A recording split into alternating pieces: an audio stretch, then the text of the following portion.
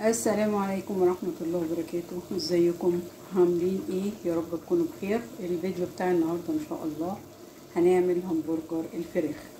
طبعا يا حبايبي كلنا عارفين المصنعات بتاعة اللحوم او الفراخ اللي بتتباع في السوبر ماركت بتكون مليانة حاجات احنا مش عارفين عنها حاجة، وكمان بتبقى مجهولة المصدر وبيضيفوا عليها حاجات صعبة جدا، وفي الاخر بتكون غالية جدا جدا برغم كل اللي بنقوله ده. فزي ما انتم شايفين كده حبيت اعمل همبرجر الفراخ في البيت بطريقة سهلة جدا جدا وكمان موفرة. ممكن لو صدر فراخ واحد نعمل منه كمية تكفيه ولادنا يومين، ياكلوها بقى مع بطاطس مهروسة محمرة، ياكلوها مع مكرونة، هتعجبهم جدا جدا. وفي نفس الوقت احنا اللي عاملينه واحنا اللي عارفين مصدره ايه. يا ريت يا حبايبي اللي اول مره يشوفني يشترك في القناه ويفعل الجرس علشان يوصل لكم كل جديد، ونصلي على سيدنا محمد عليه افضل الصلاه والسلام. يلا بينا نشوف المقادير والطريقه مع بعض. يلا بينا يا حبايبي. اهلا بيكم. يلا هنشوف المقادير بتاعه الهمبرجر بتاعنا بتاع الفراخ اللي هنعمله في البيت. ده حوالي نص كيلو بانيه اهو متقطع قطع مكعبات كده، وهنا بصلايه كبيره او بصلتين صغيرين، وهنا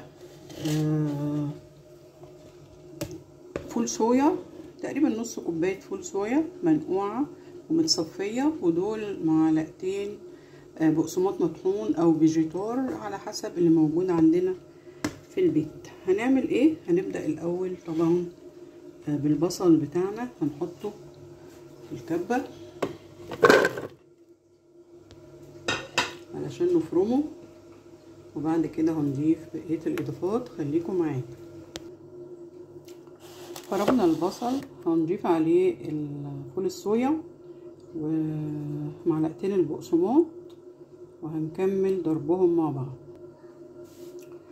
شلنا الخليط الاولاني اللي احنا ضربناه، البصل والفول الصويا ومعلقتين البقسماط او الفيجيتار من الكبه، وحطينا الفراخ علشان الفراخ تتضرب كويس، وبعد كده هنضيف عليها دول. يا ريت يا حبايبي اللي اول مره يشوفني يشترك في القناه ويفعل الجرس علشان يوصل لكم كل جديد، ونصلي على سيدنا محمد عليه افضل الصلاه والسلام. هنضرب بقى الفراخ ونكمل مع حضراتكم.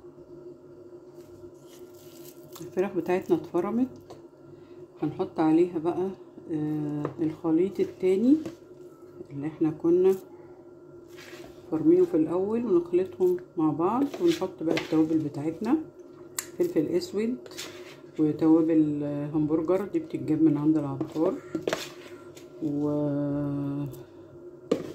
ونشوف بقى الملح، نظبط الملح وكده. جربوها يا جماعه، الحاجات دي في البيت بتبقى جميله وبتطلع كميه حلوه وهتفرح ولادنا جدا جدا. هنضربها ونوريها لحضراتكم. طلعناها من الكبه اهي زي ما انتم شايفين. هنسيبها بقى تستريح شويه، وبعد كده هنشكلها بالطريقه اللي احنا عايزينها واللي ولادنا بيحبوها، على شكل اقراص مدوره، على شكل قلب، على شكل مكعبات، على حسب كل واحد اولاده بيحبوا ايه. هنظبطها بقى ونسيبها ترتاح ونشكلها، ونبقى نرجع لحضراتكم ان شاء الله. خليكم معايا. شكلنا الهمبرجر اهو زي ما انتم شايفين كده، همبرجر الفراخ مقاسات مختلفة علشان الاطفال برضو. ممكن نعمل اي شكل احنا عايزينه، اما مربع اما قلب اما ناجتس صغير، كل واحد على حسب ما هو عايز. وجهزنا الصينية اللي هنحمر فيها الهمبرجر بتاعنا، ونستنى لما يسخن الزيت ونبدأ نرصه في الصينية. رصيناه في الصينية ونستنى ما ياخد لون من تحت، ونقلبه على الناحية التانية. بقى يا جماعة نوطي البوتاجاز علشان يستوي كويس. ممكن نغطيه كمان. ويا جماعه الهمبرجر بتاعنا استوى. على فكره ممكن نحط له شويه ميه، ربع كوبايه كده، ونغطي عليه دقيقتين 3 عشان نضمن ان هو استوى من جوه. يا رب الفيديو يكون عجبكم، ويا ريت تشتركوا في القناه يا حبايبي علشان يوصل لكم كل جديد. شكرا، السلام عليكم ورحمه الله وبركاته.